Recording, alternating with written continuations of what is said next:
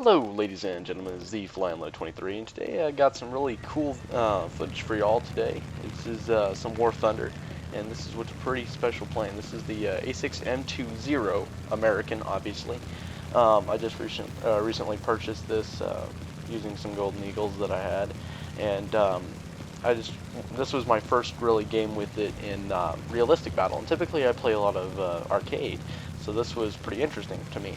And I've always been a little bit weary of arcade, especially playing as an American higher tiered fighter, I suppose, because personally, in my opinion, they do have quite a bit of a disadvantage against other countries in realistic, opposed to maybe from bombers mostly.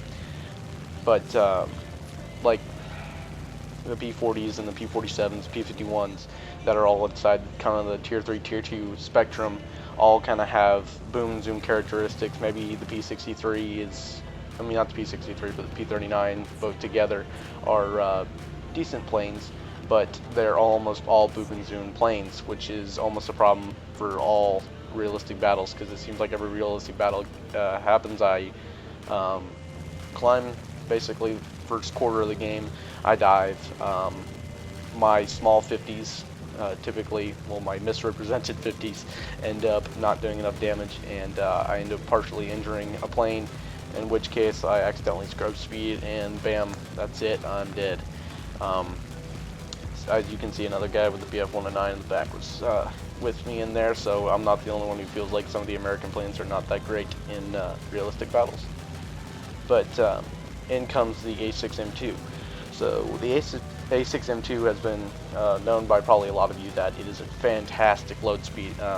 Well, I wouldn't say low speed, because at low speed it really loses, the turn time really goes up and a bunch of other stuff. But around moderate speed, I'm talking like 140-ish to probably 200. It handles fantastic. The roll rate is not as fast as some other fighters, but the strength of the elevator and the responsiveness of the elevator makes it a great turn fighter.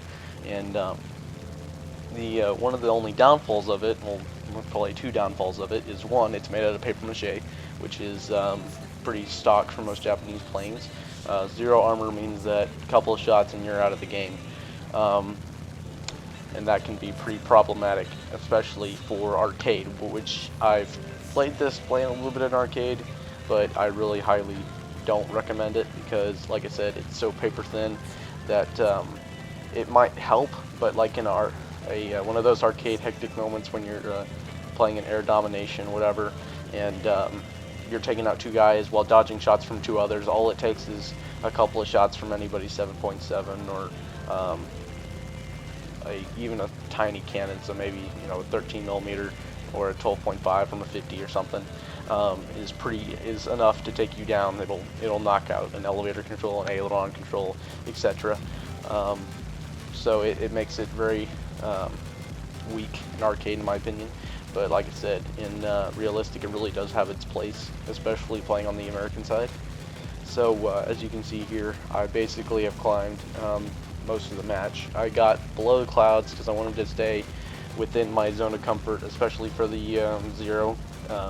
Force of habit for a lot of pilots, I imagine, would be to climb too high in it and then not be able to reap the good characteristics that you get from the A6M2. Whereas with the American plane, you have to climb and you have to maintain speed and you have to dive, come back up. Whereas the A6M2 actually loses performance higher it goes up, opposed to most other American planes. What you can't see from here, but in the chat, I've offered to give Mr. Eddie in front of me, the B-25 Mitchell, a slight escort. As you can see, there's multiple AIs lining up in the distance, and I was the only person on the entire team to spawn on the carrier, therefore I'm pretty much first to the battle. Everybody else had a high air spawn, but it didn't take me long to acquire enough altitude to get to where the rest of them were, and a comfortable altitude I felt to dogfight. So you can see all those AIs out in the distance. The B-25 Mitchell, Eddie, is doing some light signaling. I can see some blips out in the distance, and it didn't really pick up in the replay. I'm sorry for that. I did have live commentary and everything, but it kind of got lost. But you deal with it. So From here, I'm just kind of cruising along, and previously it didn't show up either, but another spec passed the screen, and I kind of just had the gentle. Screw it, never mind. I'll tell you about it later. But as you can see, the Ryzen immediately goes for the bomber kill, which is very typical of most players. They're easy, people think, oh yeah, easy kill, let's just get this. The Ryzen then swoops back down to go for the bomber, but is completely lost track of him. So from here, I'm just trying to be careful, giving a little bit of shots with the 7.7s, and then popping the 20s whenever needed. As you can see, paper mache planes that the Japanese are, and they just fall apart. So one hit from a 20 is typically enough to either light on fire or shoot down a plane. As you can see here, this is an exact plane, and this is just an example of outpiloting. A lot of guys, especially with the Japanese planes, they turn so well that some people forget to use combat flaps, which really do help, and especially if you've played a lot of Americans, combat flaps or you die. So combat flaps here really help out, especially with the zero. It makes the turn time a lot faster, even if how fast it is. Slight overshot, but a quick knife blade, I believe that's called, or something else, I forget, puts me right back on track. This guy is just maintaining a solid turn, which is really a bad idea. I suppose it's better than some other ideas, but when he puts it in such a dive, it makes it very easy to track a shot, especially since there's so much area to shoot at. As you can see, there's somebody actually behind me who's taking shots that I'm slightly dodging. I'm not quite sure how. So from here, I'm taking pot shots with the 7.7, and you can see some of them connect, and he lights on fire, and then I finish him off with the 20s.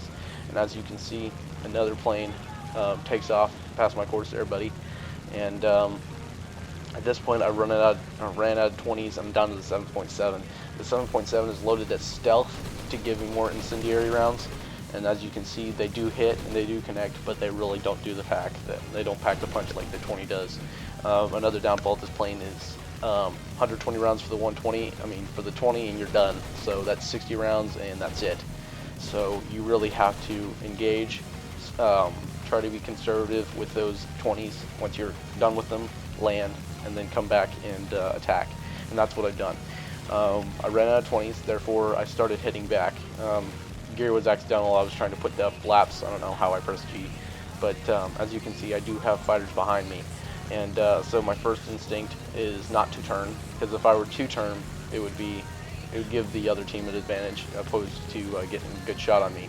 I'm quicker than most, so I lose altitude, WEP, which you can't see, WEP, and I'm just trying to slice back and forth.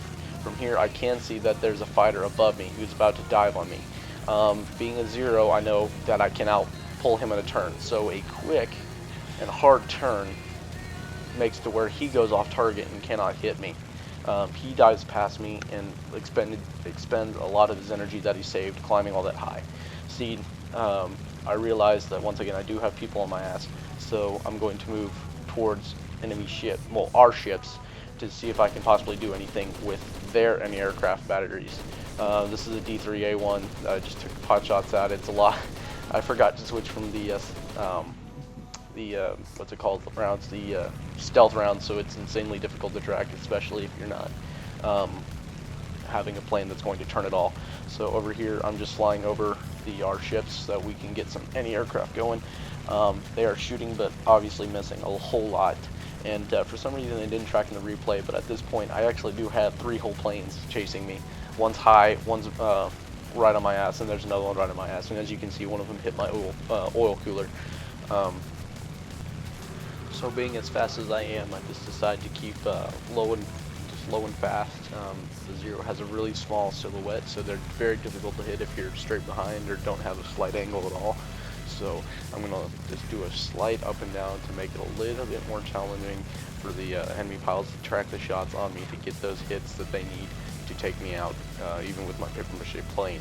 The guy above is still trying to gain a little bit of altitude to see if he can dive on me.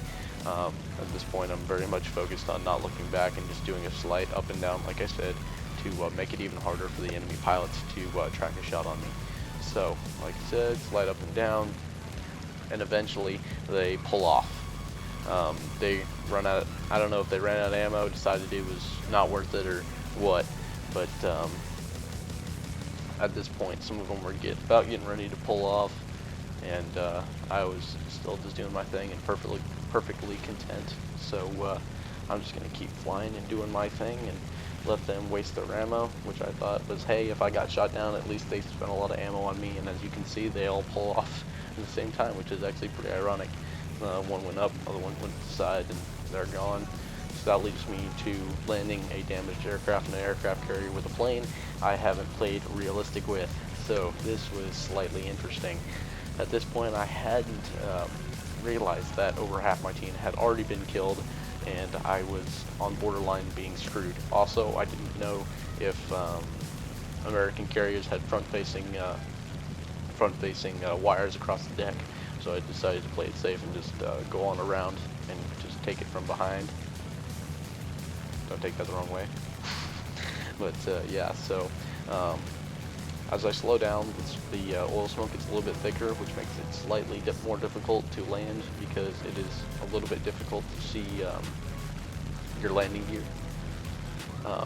Like I also mentioned, I was going really fast to keep evading those enemy fighters, and as you can see, I was at 233 miles an hour, and so I'm just going to cruise a little bit further and then take my right turn to start scrubbing speed for the landing on the carrier. So throttle goes to 0. I think gear comes out. I'm not sure how long I waited for that, but yep, gear comes out, and I think I leave flaps off for a little bit just to make sure I have plenty of airspeed. Now, I hadn't done any testing with the plane, like I said, so after this I did some more testing in realistic and figured out that the stall speed was around 87 miles an hour, and I was going at this insanely too quickly. I was worried a lot of American planes can't land. I thought this was a little bit fast, but it wasn't that bad. See, I thought that was a really good landing speed, and that's probably a good one for a American fighter. But like I said, for the 0, under 100 is almost the stock speed to land on a carrier. Being a tail dragger plane, I set it down and then try to put the tail on the ground so that I can catch a wire. I miss all the wires, and so I'm panicking right here trying to figure out what I can do. Brakes and nose down, and bam, broke the prop, but hey, I'm not moving. So that was, I got the soft landing award too. So that's how you screw up a landing, but don't screw it up and land and not kill yourself and take yourself out of the game. So at this point, I had been sitting on the carrier for my stock 30 seconds, and I was about to get right back in the battle with some fresh 20s and fresh 7.7s. And so, just to be careful, because I'm a paranoid son of a bitch, I pitched to the left a little bit, make sure I don't miss the tower, and I'm off again. This plane takes off insanely quickly, especially with the boat moving around 30 knots. It just makes it insanely quick to take off. So once again, I resume my 20-degree climb, and I'm going to cut it out a little bit from here, because from here I almost just climb and I end up in the clouds, and I'll get back to you guys as soon as the action gets back on. Okay, so at this point I've been climbing and I'm up in the clouds, and this is where situational awareness and objective of the mission really becomes really important, especially to winning the game. During the climb, I realized that I was in a 1v2 versus 2 planes that I was unfamiliar with. I was chatting with a guy who had already died, and he was giving me some information that they were both, one was an attacker and one was a fighter. The fighter was on the ground repairing and refueling, and I knew that to win the game, all we had to do is make sure that the landing craft were still intact. And as you can see, a Ki-43, the attacker I mentioned, started killing the landing craft. So I immediately dove out of the sky, because just even attacking one of the landing craft gives away his exact position, because I know exactly where he is on the map, because I know exactly where my landing craft are. So I engage in a slight dive, and at this point I'm still looking around, and I'm not really seeing him. I'm looking at cargo ships, and I'm trying to locate exactly where our landing craft are. And I immediately see tracer fire. The tracer fire is a huge giveaway. If you can do without it, please go stealth. I understand. I talked about earlier how hard it is to track sometimes with stealth, but as you can see, I could just spot him super easily by the shots bouncing off and our landing craft shooting at him. So at this point I keep diving, and then I see a speck. So at this point I keep diving, I cut the throttle to be able to maximize my angle of attack. And as you can see, I'm hitting around 300 miles an hour, and around 404 miles an hour the wings break off. So I'm trying to be light about going after this guy, just slight angle, and he pops up here pretty soon. There he is, Kai 43. And I understand Kai 43 is a lot less, doesn't handle near as good as a A6M2 Zero, especially my American Zero. So I keep going while I'm getting artillery fire. This is our first pass, and he makes a smart move and dives. It makes it impossible for me to get him on my initial dive. And stupid me tries to pull out flaps too early, and it rips off one of my flaps. So I've lost a serious, I'm at a major disadvantage now that I'm down one flap. The flap makes it more challenging to turn, even with the Zero. And paper mache planes fall apart on the cannon. So a couple cannon shots rip off his wings, and I immediately find myself in deep with the A6M2 Ryzen. Had landed and come after me while I was messing around with the Kai 43. So now we begin some turn fighting, and I was really wishing I had my other landing, my other flap, because I'm worried that he's going to be able to outturn me. But for some reason, we are still very even, and we are just keep going at it in head-ons. Well, this is where this guy screws up. If you don't continue your turn, you're immediately putting yourself up for less of a chance, especially with a good turning aircraft. So right there, I blew off his aileron. He lost aileron control, went straight into the ground, and I outpiloted him, and that's how I won the game. I want to thank you guys very much for watching, and hope you like this clutch clip, I guess you could call it. And if you guys haven't, check out the $1,000 build video. This is not on that computer, but if you want to see it, there's also a link to the PC Parts Picker link. Anyway, like, favorite, subscribe, and thank you very much for watching.